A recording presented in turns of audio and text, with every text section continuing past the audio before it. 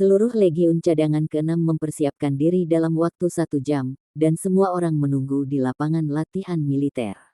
Bahkan tenda-tenda mereka dan yang lainnya telah dikemas, dan semua orang siap untuk mendukung garis depan saat itu juga.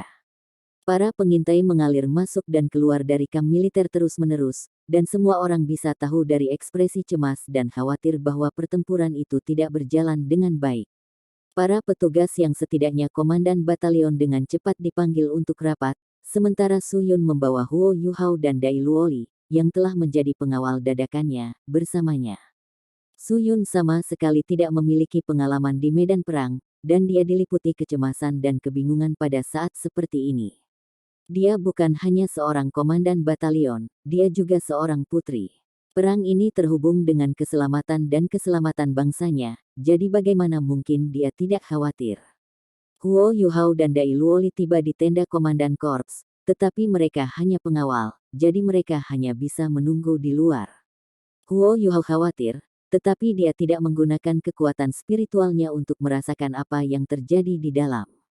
Jika ada guru jiwa yang kuat di dalam, dia akan berada dalam masalah jika guru jiwa itu menemukan gelombang spiritualnya. Pertemuan itu anehnya sangat singkat, dan Su Yun bergegas keluar setelah kurang dari 10 menit. Cepat, ikuti aku kembali ke batalion.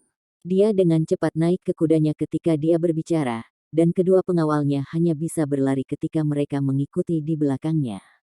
Yun, komandan batalion. Dai Luoli akan memanggilnya, Yuner, tetapi Huo Yuhao memelototinya, dan baru kemudian dia ingat metode yang diajarkan Huo Yuhao kepadanya. Dai Luoli buru-buru menyesuaikan ekspresinya, dan menunjukkan penampilan yang sangat serius. Su Yun membentak dan menatapnya. Dia tidak menunggunya untuk bertanya, dan berkata dengan lugas, garis depan telah benar-benar hancur, Angkatan Darat Lapangan Northwestern telah memerintahkan kita untuk segera memasuki kota, dan membangun pertahanan kita di sekitar Imperial Radiant City. Kita harus menunggu pasukan mundur dan bertemu dengan mereka. Petik 2. Apa? Garis depan telah dihancurkan. Dai Luoli berseru. Kekaisaran Bintang Luo telah menghabiskan ribuan tahun mengembangkan pertahanan mereka di perbatasan barat. Mereka mengandalkan pegunungan Mingdou sebagai benteng alami, dan benteng mereka bisa dikatakan tidak bisa ditembus. Wajah cantik Su Yun sedikit pucat. Ya, garis depan telah dihancurkan. Invasi Kekaisaran Sun Mun datang tanpa peringatan, dan mereka meledakkan beberapa peluru meriam stasioner kelas 9 di daerah yang relatif lebih lemah dari pegunungan Mingdou, dan menciptakan celah yang sangat besar.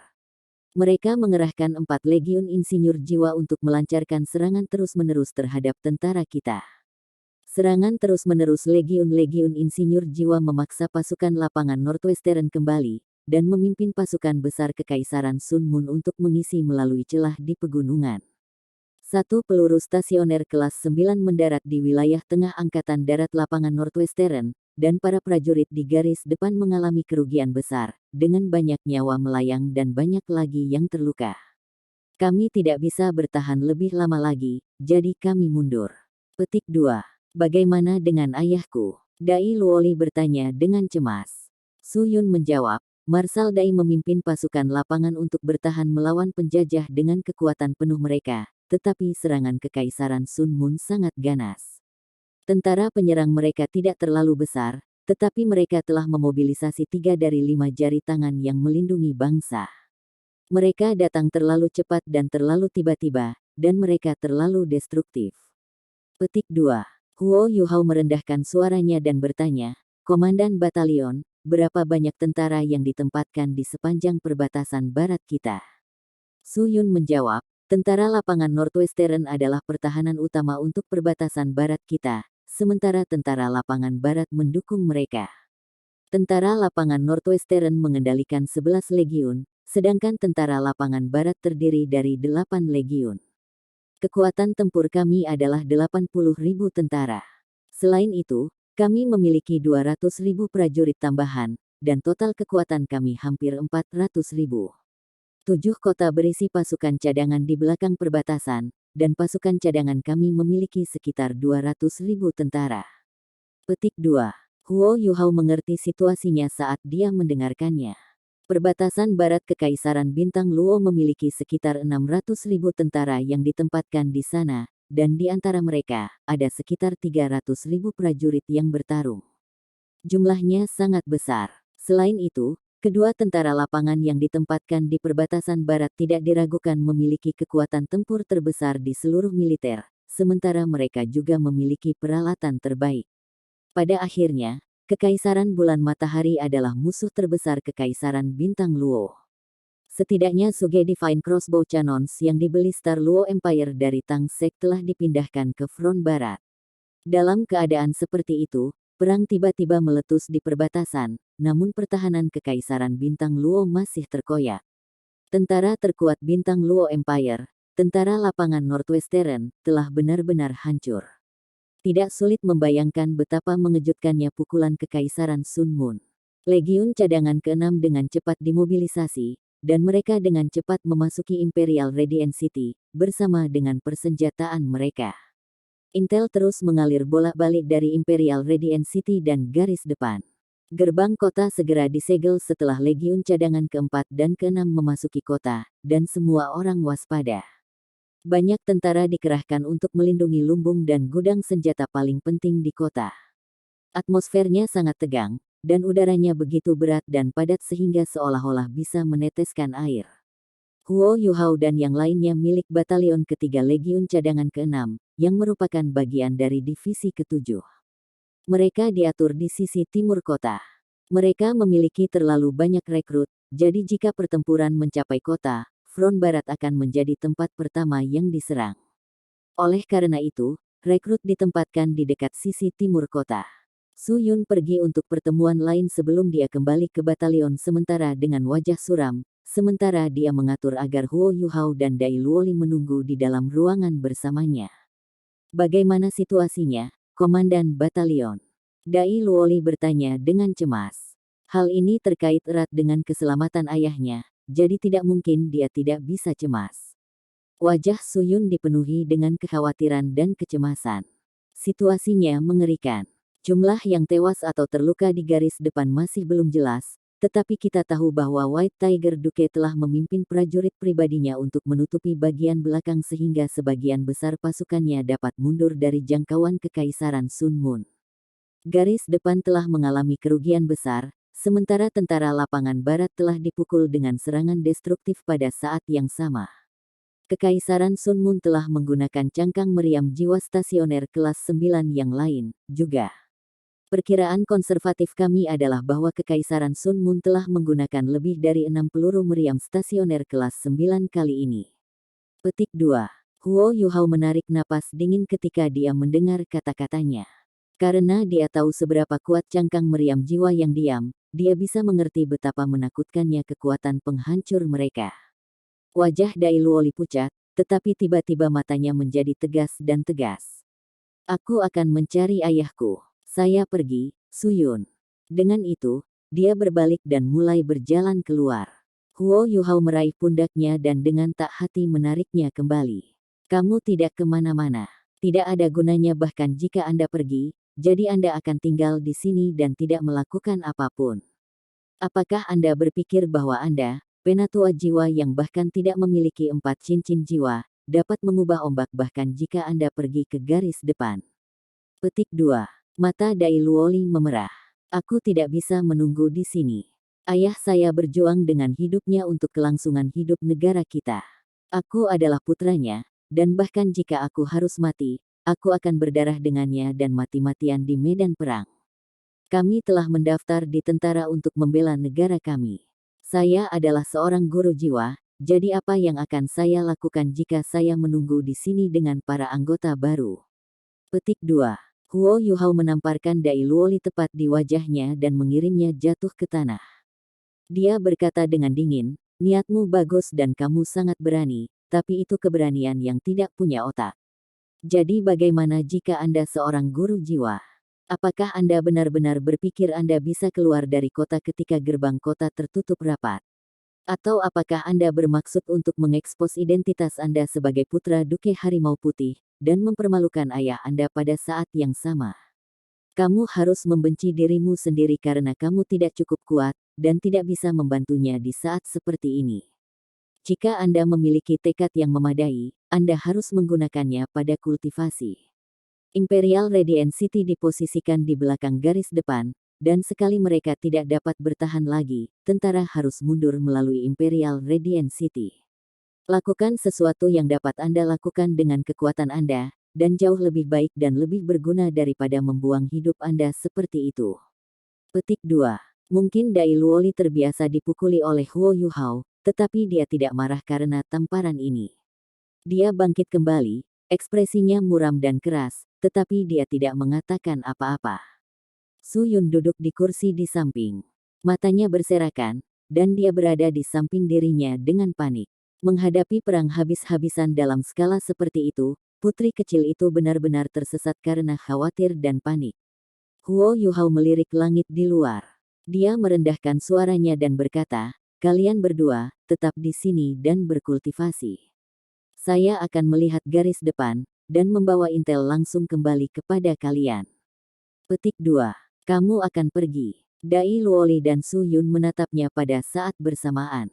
Huo Yuhao berjalan di depan Dai Luoli, dan matanya yang dingin tiba-tiba menjadi hangat. Dia menepuk pundaknya dan berkata, "Panggil aku kakakmu." "Kakak." Dai Luoli memanggil tanpa sadar. Huo Yuhao tersenyum tipis dan berkata, "Tetap di sini dan jangan pergi kemanapun. Saya akan kembali untuk mencari Anda segera." Dengan itu, Huo Yuhao menghilang ke udara tanpa suara di depan Dai Luoli. "Kamu," Dai Luoli menatap ruang di depannya dengan mata melebar dan rahang kendur. Dia tidak merasakan gelombang kekuatan jiwa dari Huo Yuhao, dan hanya jiwa bela dirinya, yang telah menyelesaikan mutasinya, tampaknya merasakan sesuatu. Mata Su Yun sama beku. "Sekarang aku sangat yakin bahwa dia tidak dikirim oleh ayahmu." "Mengapa?" Dai Luoli bertanya tanpa sadar. Su Yun menjawab, "Jika ayahmu mengirimnya ke sini, dia tidak akan memukulmu dengan kejam. Namun, Anda tampaknya jauh lebih kuat daripada sebelum dia memukuli Anda." Petik 2. Petik 2. Petik 2. Tanda pisah. Tanda pisah. Huo Yuhao melonjak ke langit dalam sekejap setelah dia meninggalkan kamp militer. Dia melepaskan imitasinya, dan seluruh keberadaannya tampaknya berintegrasi ke udara. Kekuatan spiritualnya menyebar ke segala arah seperti jaring besar, langsung menyelimuti seluruh kota. Huo Yuhao memiliki kekuatan spiritual yang mengejutkan bahkan Dewa Bis, di Tian. Hanya kekuatan spiritual pada tingkat seperti itu yang bisa memiliki kehebatan seperti itu. Huo Yuhao tidak bisa membantu tetapi menggelengkan kepalanya ketika dia melakukan survei singkat tentang kota. Imperial Radiant City tidak memiliki alat jiwa pengintai udara tunggal, dan hanya ada beberapa detektor kekuatan jiwa di benteng. Pertahanan Imperial Radiant City sangat jauh dari kota matahari Sun Moon Empire saat itu, hasil dari Star Luo Empire tertinggal dalam standar industri. Dia tidak tahu berapa lama lagi Kekaisaran Bintang Luo dapat bertahan pada saat ini. Dia terus merenungkan saat dia mulai bergerak, berubah menjadi seberkas cahaya yang mengalir dan melonjak ke arah barat. Huo Yuhao meninggalkan perbatasan Imperial Radiant City dan memakai sayap kupu-kupu. Kecepatannya meningkat secara eksponensial saat ia memasukkan kekuatan jiwa ke dalam sayapnya. Huo Yuhao dengan cepat melihat tentara yang kalah yang mundur dari garis depan. Mereka benar-benar hancur. Sejumlah besar tentara mundur dari front barat dengan kepala mereka tergantung dengan putus asa, kecewa, sementara banyak lainnya terluka. Bahkan formasi mereka tampak sedikit berantakan dan tidak terorganisir. Bagaimana ini bisa terjadi? Huo Yuhao dapat mengetahui dari pelatihannya bahwa Kekaisaran Bintang Luo memiliki fondasi yang sangat kuat, dan bahkan rekrutan mereka dikendalikan dengan disiplin militer yang ketat. Mengapa tentara yang kalah begitu putus asa? Huo Yuhao mendarat dengan tenang di tanah dan menggabungkan dirinya menjadi tentara yang kalah. Dia berpakaian seperti seorang prajurit normal di tempat pertama, dan dia menemukan dari tentara lain bahwa serangan mendadak Kekaisaran Sun Moon jauh lebih ganas daripada yang dia bayangkan. Pengawasan udara Star Luo Empire terlalu lemah, ke titik di mana Kekaisaran Sun Moon berhasil mengangkut individu yang kuat melalui perbatasan barat mereka dalam kelompok yang berbeda. Mereka menyerang Kekaisaran Luo Bintang dengan kekuatan penuh, dan setelah peluru meriam jiwa kelas 9 mereka mendatangkan malapetaka dengan kekuatan menakutkan mereka. Orang-orang yang kuat ini bergegas ke kam-kam tentara yang dikirim ke dalam kekacauan. Mereka fokus membunuh petugas dan menciptakan lebih banyak kekacauan, dan mereka menyebabkan seluruh pasukan lapangan Northwestern turun ke kekacauan total dan kebingungan. Jika bukan karena penanganan ketat tentaranya dari White Tiger Duke, dan fakta bahwa ia memiliki kecakapan yang hebat dalam mengendalikan tentaranya, Angkatan Darat Lapangan Northwestern akan mengalami kerugian yang bahkan lebih besar. Garis depan sudah kehilangan sekitar 70.000 orang. Menurut para prajurit yang dikalahkan, sinar cahaya yang kuat menghujani langit terus-menerus setelah ledakan mengerikan itu terjadi, dan menghancurkan benteng Star Luo Empire di puncak gunung. Setelah itu, sejumlah besar insinyur jiwa membanjiri pegunungan Mingdou dan membantai semua orang. Ini jelas merupakan gaya bertarung di mana kekuatan bertarung tingkat atas digunakan untuk membuka jalan. Selanjutnya, dengan kemampuan Legiun Insinyur Jiwa untuk terbang, pasukan udara Kekaisaran Sun Moon memiliki keunggulan absolut. Kekaisaran Sun Moon memiliki supremasi udara sepenuhnya, dan mereka telah menggunakannya untuk keuntungan besar. Kekaisaran Luo Bintang selalu tahu bahwa mereka tertinggal di belakang Kekaisaran Sun Moon dalam hal alat jiwa, tetapi hanya setelah perang habis-habisan ini meletuslah mereka memahami seberapa besar keretakan ini. Ya, keretakan ini benar-benar terlalu besar. Tanda pisah. Huo Yuhao kembali ke perjalanannya setelah mendapatkan informasi itu. Dia mengerti bahwa dengan kekuatan alat jiwa yang menakutkan, mekanisme pertahanan dalam perang tradisional di masa lalu jauh dari cukup untuk menahan serangan Kekaisaran Sun Moon. Kekaisaran Sun Moon telah siap, dan Kekaisaran Bintang Luo berada dalam masalah besar setelah mereka kehilangan pegunungan Mingdou, yang merupakan garis pertahanan pertama mereka. Kekalahan ini sepertinya tidak mungkin untuk berbalik. Huo Yuhao tidak butuh waktu lama untuk terbang lebih dari 200 km. Huo Yuhao bisa merasakan gelombang kekuatan jiwa yang kuat yang beriak dan meledak dari kejauhan. Langit mulai gelap, dan kilatan warna yang bervariasi yang mekar dan berkedip terus-menerus di perbatasan dengan demikian bahkan lebih jelas. Dia dengan cepat memperhatikan apa yang terjadi pada pegunungan Mingdou. Ada celah besar di pegunungan Mingdou. Celah ini memiliki bentuk yang sangat aneh, sangat menyeramkan, dan terbakar hitam. Itu jelas disebabkan oleh kekuatan ledakan yang menakutkan dari peluru meriam stasioner kelas 9 yang membombardir pegunungan. Huo Yuhao bisa melihat dari kejauhan bahwa sejumlah besar tentara dari Kekaisaran Sun Moon mengalir ke perbatasan Star Luo Empire melalui celah ini. Garis pertahanan Kekaisaran Bintang Luo telah benar-benar hancur di semua lini. Tapi bagaimana dengan Duke Harimau Putih dan yang lainnya? Mungkinkah Duke Harimau Putih dan penjaga pribadinya telah dibantai? Sisa-sisa pasukan Star Luo Empire hancur dan memar.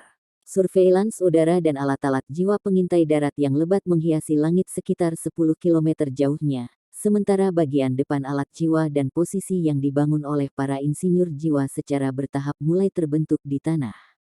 Kilatan cemerlang yang berkedip-kedip dari waktu ke waktu perlahan menghilang pada saat yang sama. Front Angkatan Darat Northwestern telah benar-benar hilang setelah hanya setengah hari. Huo Yuhao menelan ludah saat dia melayang di udara, bahkan dia sedikit tersesat. Itu adalah kekuatan pertempuran paling tangguh dari Star Luo Empire. Apakah mereka benar-benar menghancurkannya? Huo Yuhao tidak tahu mana legiun insinyur jiwa yang ditempatkan di bawahnya, dan dia menutup matanya saat dia menarik setiap inci kekuatan spiritual yang telah dia keluarkan. Dia berada di bawah naungan imitasi, dan bahkan alat jiwa pengintai udara tidak dapat mendeteksi keberadaannya. Hanya detektor termal yang bisa menemukan keberadaannya. Mata vertikal mawar emas perlahan-lahan muncul di belakang punggung Huo Yuhao, dan kepalanya bersinar pada saat yang sama ketika roda cahaya mawar emas muncul di belakang kepalanya. Aura takdir bergelombang keluar pada saat yang sama. Jangkauan deteksi spiritualnya pada akhirnya terbatas, dan kekuatan spiritualnya tidak sekuat Raja Evileye Tyrant, yang bisa mencapai 500 km jauhnya dengan deteksi spiritual. Ketika deteksi spiritual Huo Yuhao mencapai jarak 10.000 meter, akurasinya akan sangat berkurang. Selain itu, medan perang di perbatasan begitu besar, jelas tidak mungkin baginya untuk menemukan Duke Harimau Putih dengan deteksi spiritual. Karena itu, ia memilih metode lain. Dia ingin mencoba metode yang dia rasa bisa digunakan sejak dulu, tetapi belum pernah mencoba sebelumnya. Dia ingin mencoba menggunakan takdir untuk membimbingnya. Ini bukan keterampilan jiwa. Huo Yuhao memiliki kekuatan takdir, dan ia menggunakan hatinya untuk merasakan palpitasi yang berasal dari takdir. Mata vertikal di belakang Huo Yuhao ditarik setelah beberapa saat, dan matanya beralih ke utara. Sesuatu dalam kegelapan membimbingnya, bahwa Duke Macan Putih harus ke utara. Dia berbalik dan mempercepat sekali lagi, berlari ke arah utara. Tentara lapangan Northwestern tidak hanya ditempatkan di perbatasan barat, mereka juga dekat kekaisaran jiwa surgawi pada saat yang sama. Mereka bisa mencapai perbatasan kekaisaran jiwa surgawi jika mereka melakukan perjalanan kurang dari 500 km ke utara dari posisi mereka. White Tiger Duke sebenarnya mengambil apa yang tersisa dari pasukannya dan mundur ke utara. Kenapa dia melakukan itu? Huo Yuhao terbang dengan cepat dengan beberapa keraguan. Pikirannya perlahan-lahan disetrika, dan ekspresinya segera tumbuh jelek. Namun, jejak kekaguman mewarnai matanya. White Tiger Duke tidak mundur ke timur, tetapi ke utara. Hanya ada satu alasan untuk itu. White Tiger Duke adalah salah satu target utama untuk serangan tiba-tiba Kekaisaran Sun Moon. Kekaisaran Sun Moon akan berusaha menjatuhkannya dengan segala cara, jadi kekuatan tempur mereka yang paling hebat seharusnya diarahkan padanya. Dia mundur ke utara untuk menarik kekuatan ini pergi untuk memberi waktu pasukan yang dikalahkan Star Luo Empire mundur. Pasukan insinyur jiwa Kekaisaran Sun Moon masih terbang di udara, dan ancaman serta kerusakan yang dapat mereka timbulkan bagi tentara normal terlalu berat dan parah. Meskipun kebencian yang dirasakan Huo Yuhao terhadap Duke Macan Putih tidak berkurang banyak, dia masih mengagumi keberanian dan kepahlawanan Duke Macan Putih. Dia adalah marsal, tetapi dia bukan yang pertama mundur, dan dia menempatkan dirinya dalam bahaya besar sehingga dia bisa mengulur waktu bagi pasukannya untuk mundur. Perbuatan ini bukanlah sesuatu yang bisa dilakukan orang normal. Huo Yuhao melepaskan kekuatan spiritualnya pada saat yang sama ketika dia terus terbang menuju utara. Memang, ada banyak bekas luka dan jejak pertempuran yang tertinggal di tanah. Beberapa ditinggalkan oleh alat-alat jiwa, dan yang lain ditinggalkan oleh penguasa jiwa dan tentara. Huo Yuhao melihat mayat dari waktu ke waktu, dan dia bisa tahu dari jejak ini bahwa pertempuran itu keras dan kuat, tetapi tidak ada banyak orang yang bertarung. Jumlah total tidak boleh lebih dari 10.000 orang, tetapi kelompok ini harus menjadi anggota paling elit dari kedua belah pihak. Kekaisaran Luo Bintang hanya memiliki sedikit insinyur jiwa dan peralatan jiwa, tetapi jumlah master jiwa sejati mereka bukanlah sesuatu yang bisa dibandingkan dengan Kekaisaran Sun Moon. Setidaknya ada satu legiun master jiwa di pasukan lapangan Northwestern, dengan setidaknya 1.000 orang yang seluruhnya terdiri dari para master jiwa sejati. Meskipun mereka bukan penjaga pribadi White Tiger, mereka hanya mendengarkan perintah dan perintah Duke Macan Putih. Kekaisaran Luo Star memiliki total 10 legiun penguasa jiwa tersebut. Sayangnya, legiun penguasa jiwa ini terlalu kuat, ke titik di mana keluarga kerajaan Star Luo Empire tidak berani menyerahkannya kepada Duke Harimau Putih untuk dia komando. Seluruh pasukan lapangan Northwestern hanya ditugaskan satu legiun tuan jiwa seperti itu. Huo Yuhao tidak bisa terbang secepat itu karena dia mengamati jejak pertempuran di tanah, tetapi hal baiknya adalah dia tahu dia menuju ke arah yang benar. Semakin jauh dia terbang, semakin dia mengerti betapa Kekaisaran Sun Moon ingin membunuh Duke Harimau Putih. Huo Yuhao bisa tahu dari mayat-mayat di tanah bahwa setidaknya ada 2 legiun insinyur jiwa mengejar Duke Harimau Putih dan pasukannya. Selanjutnya, 2 legiun ini adalah anggota tangan yang melindungi bangsa. Huo Yuhao telah melihat salah satu dari mereka sebelumnya, legiun itu telah menjebak Huo Yuhao dan yang lainnya, yang akhirnya mengakibatkan Wang Qiwer mengorbankan dirinya untuknya. Legiun itu adalah legiun tiran jahat, dan dari apa yang dikenakan para insinyur jiwa yang telah terbunuh, pasukan lainnya haruslah legiun insinyur jiwa Teroklau. Kedua legiun ini memiliki peralatan tingkat atas, mereka adalah legiun insinyur jiwa peringkat binatang. Mereka dilengkapi dengan sejumlah besar alat jiwa tingkat atas, dan kekuatan bertarung rata-rata mereka sama dengan insinyur jiwa kelas 4 atau lebih tinggi. Selain itu, mereka sangat mahir dalam kerja tim dan kerja sama. Huo Yuhao terbang selama 1 jam lagi sebelum dia samar-samar bisa melihat gelombang cahaya berkedip di kejauhan. Lampu-lampu ini berkedip-kedip dengan kecepatan yang luar biasa, tidak sulit untuk melihat bahwa pertempuran itu sangat intens. Huo Yuhao menemukan arah yang benar, jadi dia tidak lagi harus menentukan tujuannya. Dia buru-buru mempercepat sebanyak yang dia bisa dan terbang ke arah itu. Dia bisa melihat bayangan dan sosok berkelap-kelip dengan sinar cahaya di udara di atas cakrawala. Kelompok ini sebagian besar dibagi menjadi 2 kelompok. Kelompok pertama milik Evil Tyrant Soul Engineer Legion, yang alat jiwanya yang terbang berkilau dengan cahaya biru, dan kelompok lain milik Teroclaw Soul Engineer Legion, yang alat jiwanya berjenis terbang berkedip dengan cahaya keemasan gelap. Kedua legiun insinyur jiwa ini tersebar di udara, dan mempertahankan front insinyur jiwa mereka di udara begitu saja. Kubah biru melindungi Evil Tyrant Legion, sementara kubah emas gelap melindungi Teroclaw Legion. Huo Yuhao bisa melihat bahwa kekuatan jiwa dari kubah ini berasal dari alat jiwa berbentuk lonjakan di ujung alat jiwa tipe terbang mereka. Semua orang melepaskan kekuatan jiwa dari alat jiwa ini, dan kekuatan jiwa mereka berkumpul dan berubah menjadi kubah besar ini. Rasio mayat yang dilihat Huo Yuhao dalam perjalanan ke sini sangat mendukung para insinyur jiwa. Ada terlalu sedikit insinyur jiwa yang tewas, jumlah itu hanya sedikit lebih dari 10, sementara Kekaisaran Bintang Luo telah meninggalkan terlalu banyak mayat. Penjaga pribadi Duke Harimau Putih menderita kerugian besar dan luka-luka, dan banyak individu yang seharusnya menjadi penguasa jiwa yang kuat terbunuh dalam aksi. 2 legiun insinyur jiwa yang melayang di udara sedang menembakkan sinar jiwa yang tebal ke tanah, berulang kali. Mereka tidak menembak di antara mereka sendiri atau atas kebijakan mereka sendiri, alat jiwa yang mereka gunakan tampaknya memiliki efek gabungan. 3 hingga 5 orang membentuk satu tim, dan setiap sinar jiwa yang mereka tembakkan akan menyebabkan ledakan hebat di tanah di bawah mereka. Situasi di tanah jauh lebih tragis dan bencana dibandingkan dengan para insinyur jiwa. Huo Yuhao memiliki kemampuan necromantik, dan ketika dia menjangkau dengan kekuatan spiritualnya, dia sudah bisa merasakan banyak gelombang spiritual di tanah. Roh-roh itu milik orang mati. Dibandingkan dengan 2 kubah yang berbeda di langit, ada juga kubah di tanah, dan mereka juga digunakan untuk pertahanan, tetapi mereka hanya bisa digambarkan sebagai warna-warni. Ada hampir 100 jenis cahaya yang berbeda, dan situasinya tampak sangat terpencar dan berantakan. Jelas bahwa para master jiwa adalah kekuatan pertahanan utama di tanah. Pengawal pribadi White Tiger Duke tidak bisa berbuat banyak dalam pertempuran di tingkat ini, dan sebagian besar dari mereka yang mati di tanah terdiri dari pengawal pribadi White Tiger Duke.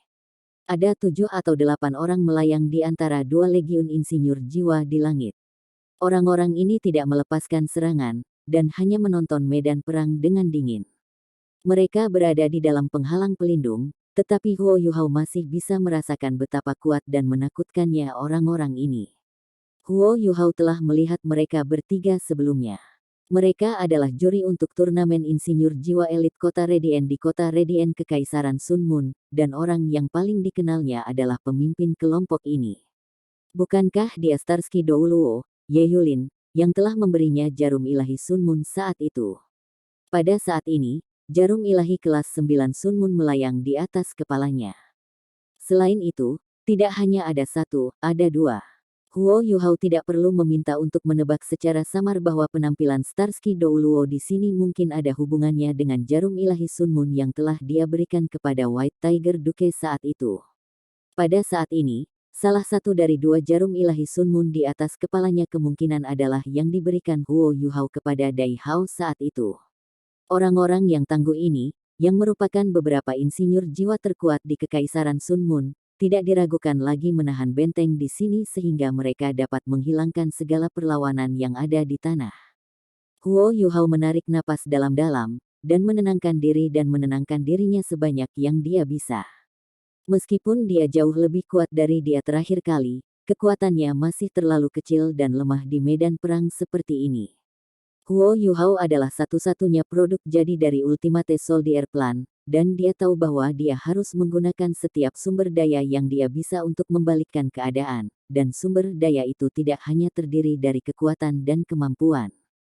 Huo Yuhao menurunkan ketinggiannya dan memindahkan kekuatan rohaninya ke arah tentara Kekaisaran Bintang Luo. Saat ini, dia bahkan tidak yakin apakah Duke Harimau Putih masih hidup. Situasi dengan cepat menjadi jelas. Kekaisaran Bintang Luo memiliki kurang dari 2.000 prajurit yang tersisa. Penjaga pribadi Duke Harimau Putih terdiri atas sekitar 13 hingga 1400 dari 2.000 tentara ini, dan mereka mengandalkan sekitar 5 hingga 600 tuan jiwa yang mempertahankan dengan kekuatan penuh mereka untuk nyaris mempertahankan situasi saat ini. Tak satu pun dari penguasa jiwa ini yang lemah, dan beberapa memiliki kekuatan jiwa yang lebih kuat daripada 2 legiun insinyur jiwa di langit. Cincin jiwa mereka bersinar di tubuh mereka, dan bahkan yang paling lemah sekalipun memiliki 5 cincin jiwa. Keluarga kerajaan Star Luo Empire masih sangat mendukung tentara lapangan Northwestern. Legiun penguasa jiwa ini terdiri dari para guru jiwa terbaik di Kekaisaran Luo Star. Meskipun mereka telah kehilangan beberapa orang, mereka adalah alasan mengapa Duke Harimau Putih masih bisa menahan legiun insinyur jiwa Kekaisaran Sun Moon sehingga pasukan lapangan Northwestern bisa mundur.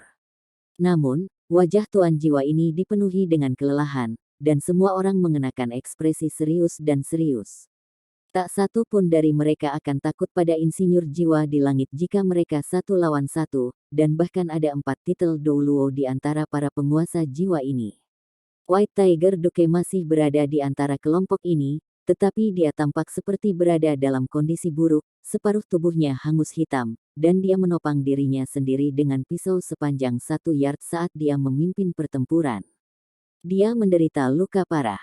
3 titel Douluo lainnya menyebar dan terus bekerja sama dengan para master jiwa lainnya untuk mempertahankan kelompok. Mereka sepertinya telah menghabiskan banyak kekuatan jiwa mereka juga. White Tiger Duke terengah-engah dengan napas berat. Matanya masih tetap teguh seperti biasanya, tetapi mereka sudah mengalir dengan tekad dan pengunduran diri yang suram pada nasib. Dia telah ditekan di bukit ini selama hampir 2 jam, dan bala bantuan tidak mungkin datang untuk mereka, tidak peduli apa yang terjadi. Meskipun pasukan Kekaisaran Sun Moon telah memasuki pegunungan Mingdou, Duke Harimau Putih dan pasukannya mungkin akan dihilangkan hari ini jika dia tidak segera membuat keputusan. Dai Hao menurunkan suaranya dan menggeram, undang Douluo biduk di sini. Putra tertua Dai Hao berdiri di sampingnya. Dai Yueheng, yang telah lulus dari Shrek Academy. 5 tahun telah berlalu, dan Dai Yueheng sekarang adalah sage jiwa 7 cincin yang kuat. Dia baru berusia 25 tahun, dan dia pasti dianggap elit di kalangan generasi muda. Dia bisa mewakili Akademi Shrek dalam pertempuran sebagai wakil pemimpin tim mereka saat itu, yang cukup menunjukkan bakatnya. Iya, Dai Yueheng mengakui, dan dia dengan cepat memanggil seorang pria tua yang berusia 70-an ke Dai Hao. Pria ini adalah salah satu dari 3 titel Douluo yang kuat dalam formasi Master Jiwa. Pria tua ini datang di samping Dai Hao, dan tiba-tiba mengangkat alisnya saat dia menunjuk ke langit dengan tangan kanannya. Sinar cahaya putih perak melonjak ke langit, dan sinar ini berselaput saat berubah menjadi payung besar dengan diameter lebih dari 50 meter. Payung ini menghalangi sinar jiwa dan yang lainnya yang turun dari langit, dan beberapa serangan ini bahkan termasuk serangan dari para insinyur jiwa kelas 8. Sinar jiwa dan meriam jiwa ini tidak hanya mendarat di permukaan payung. Serangan-serangan ini tampak seperti mereka segera dihilangkan ketika mereka menyentuh cahaya putih perak di permukaan payung, dan mereka diurai dan dikonsumsi oleh ruang tipis dan halus yang tak terhitung jumlahnya di udara.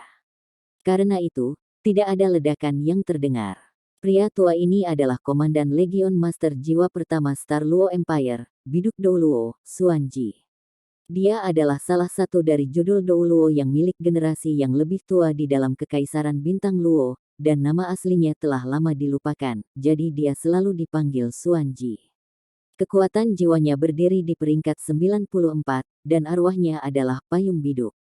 Dia berteman baik dengan White Tiger Duke generasi terakhir, dan 1 generasi lebih tua dari Dai Hao.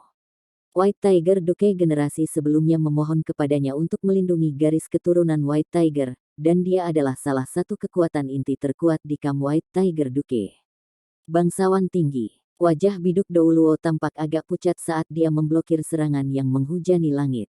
Ekspresinya juga sangat suram pada saat ini.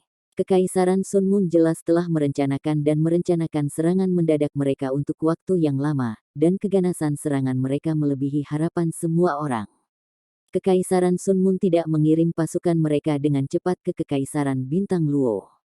Sebagai gantinya, mereka mengirim kekuatan bertarung terkuat mereka melawan Duke Harimau Putih, Dai Hao, yang jelas berarti bahwa mereka telah merencanakan ini. White Tiger Duke adalah Marsal Angkatan Darat Northwestern Field, dan ia juga menjadi andalan bagi perimeter pertahanan barat Star Luo Empire. Begitu dia meninggal, Northwestern dan Western Field Army akan mengalami pukulan psikologis yang luar biasa besar. Hasil ini akan sangat bermanfaat untuk apa yang ingin dilakukan Kekaisaran Sun Moon selanjutnya. Selain itu, Dai Hao bukan satu-satunya target penjajah. Mereka juga mengejar Legion Master Jiwa pertama Star Luo Empire, karena Legion ini mewakili 10% dari Master Jiwa yang dikendalikan oleh keluarga kerajaan.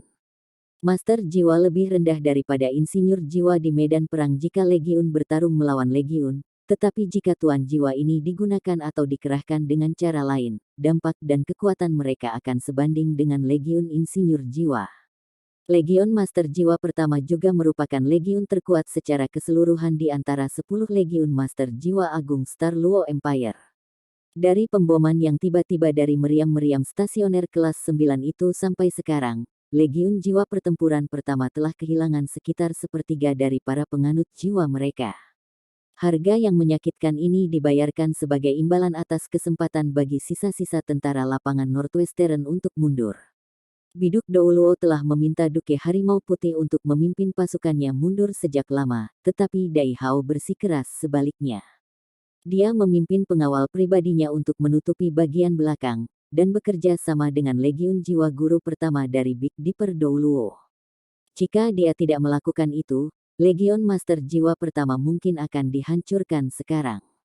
Namun, jika keadaan mereka saat ini dibiarkan bertahan, mereka masih tidak akan bisa lepas dari nasib pemberantasan dan kekalahan total. Bangsawan tinggi. Biduk Douluo datang di samping Duke Harimau Putih, dan menghela napas samar ketika melihat luka di sekujur tubuh Dai Hao. Cedera paling parah White Tiger Duke berasal dari jarum ilahi Sun Moon Starsky Douluo. Awalnya, Duke Harimau Putih memiliki jarum ilahi Sun Moon sendiri, tetapi Starsky Douluo mengambil jarum ilahi Sun Moon begitu ia muncul, dan bahkan menggunakan jarum ilahi Sun Moon ini untuk melukai Dai Hao. Jika White Tiger Duke tidak memiliki beberapa alat jiwa defensif di tubuhnya, dan jika bukan karena fakta bahwa jiwa bela dirinya kuat, dia mungkin akan mati karena serangan itu. Dai Hao mengangkat tangannya, dan lapisan cahaya putih dilepaskan dari tangannya. Cahaya putih ini meliputi dirinya dan Big Dipper Douluo di dalamnya. Mata Dai Hao masih seterang biasanya. Dia mengepalkan tangannya dengan erat dan berkata, "Paman Xuanji, kita tidak bisa melanjutkan seperti ini. Kita tidak bisa lepas dari nasib kita kehilangan setiap solder jika ini terjadi." Petik 2. Biduk Douluo menatapnya dan berkata, "Apa rencanamu?" Dai Hao menurunkan suaranya dan berkata, "Saya adalah target mereka.